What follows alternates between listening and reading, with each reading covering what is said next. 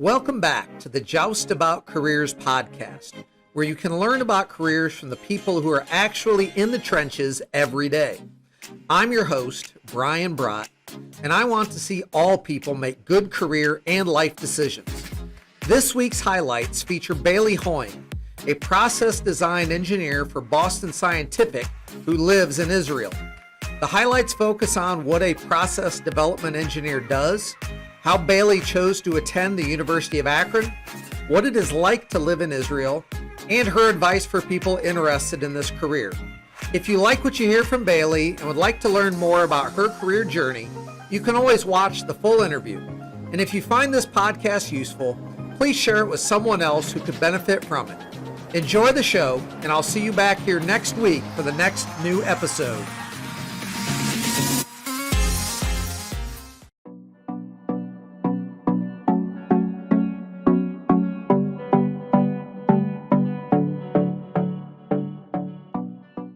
This is something that I actually did not know about in college. I feel like in college, a lot of people really dive deep into the R&D aspects, so the research and development, I'm going to design a product and go along with it, and these are the requirements that we're going to do to make this product. Process development is a little bit further into that process of making a new product. A lot of process development is the product is already designed. You have everything, like all the qualifications you need into it, and now you have to figure out a way to make the product. Like you can't just design it on a computer and say, done, we're good to go. You have to make it now. And I think no one realizes how hard that is until you get into it. And it's actually very fascinating. And I enjoy the challenge a lot because you don't have to conceptualize what it's going to look like what the product is going to look like. You just have to conceptualize how you're going to put two things together. So I worked on a product that is now released into the market somewhere in Canada and stuff like that. So we've released it, and I can talk about it, which is the LithoVue Elite ureteroscope. And what's cool about that is it was the first ureteroscope that actually could track pressure in the kidneys, which was very difficult technology to work with. But one of my tasks, and it doesn't sound that cool when you talk about it, but it was like making sure the tip stayed onto the device. So like when the cap had all the electronics on it, and all that, and you put it onto the shaft of the device, because a ureteroscope is like this handle that you have, and you can have a lever, and it makes the little tip go over and out, and it has to be skinny and long to fit all the way up through all the tubes that it needs to get into the kidneys. Right. And so, all the cameras, all the pressure sensors and all that was in the tip, and we had to make sure that, we didn't leak, we didn't have any electronic damage, and it didn't fall off into somebody. So it's a very important thing that we need to do. And it also was a very manual process. Because you have to glue it together. So I didn't realize how hard it was to work with adhesive until we got into it. But process development includes, you have a machine, what are the parameters on the machine, and how do you narrow it down between these levels? How do you get an upper tolerance, a lower tolerance, and what are you actually working with? And so you have these tolerance ranges. If something goes wrong, they can play around with it in manufacturing later on. If for some reason in 5 months we get a complaint, something's not working, or we're getting a lot of scrap in 5 months because they changed something else in the beginning of the line, or they changed something in the end of the line, everything kind of connects.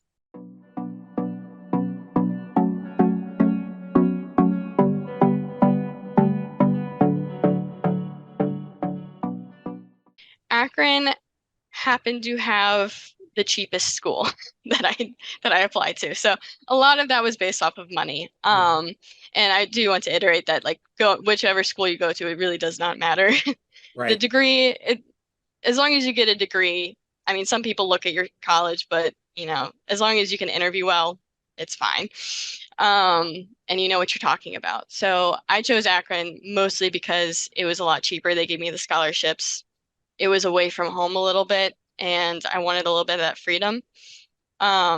And when I visited, it seemed nice. It wasn't bad. So I thought it was a good school to go to, and I thought it'd be fun. And so we chose it, and I knew they had three different tracks that you could choose from.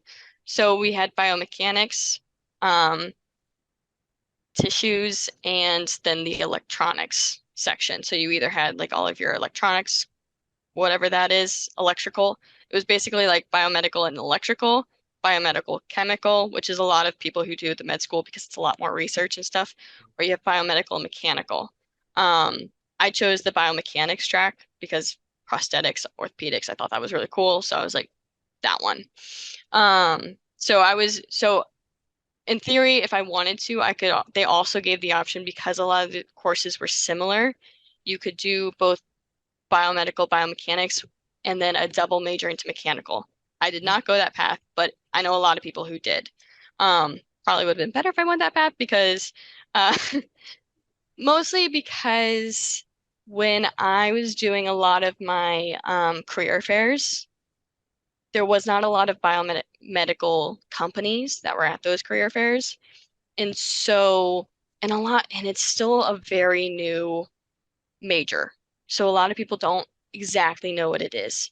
And so when I would go up to different companies and like I do the same thing as a mechanical engineer, I just have a little more biology background. I take anatomy. That's a lot of the differences. Or like they'll gear the subject towards anatomy. So fluids would be instead of through a pipe, it was through a vessel. Um, Things like that. So it wasn't entirely different. But I would go up to a couple companies and they're like, biomedical, not what we're looking for, and just hand me my resume back. So it was kind of like it felt like a lot of doors were closed. Right. I was fortunate enough that my first co-op, and five is not super typical. For some people it is. The college required three minimum.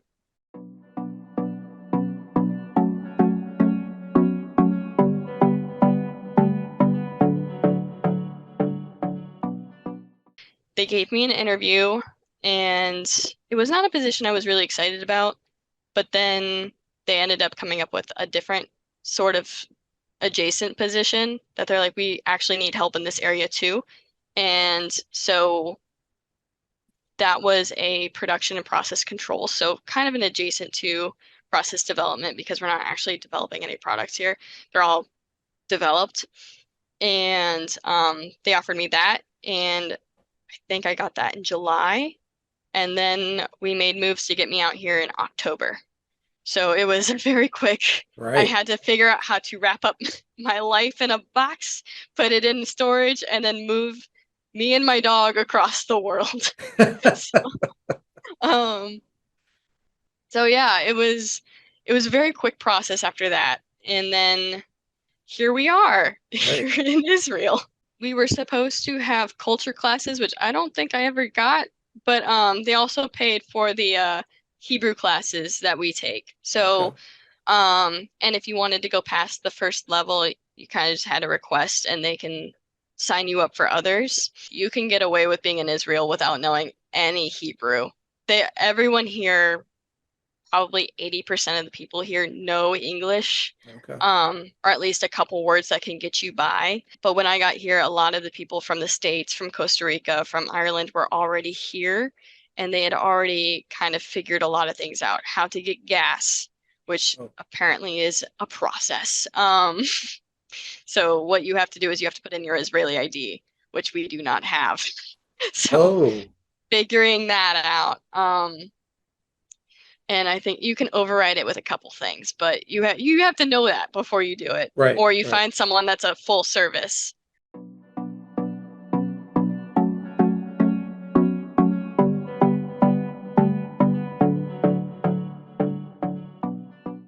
If you want to go into engineering, make sure you like math and science first. Make sure you really enjoy anatomy if you want biomedical, and you will need to really hone in on those elevator pitches and interview skills if you want to be a biomedical engineer. Thank you for making the Joust About Careers podcast part of your day. I hope you learned valuable information from this career story, and to be sure you don't miss upcoming episodes, please click subscribe on YouTube or your favorite podcast platform so you'll know when the next episode is released. Thank you for spending a portion of your day with me, and as always, come back next week to learn even more just about careers.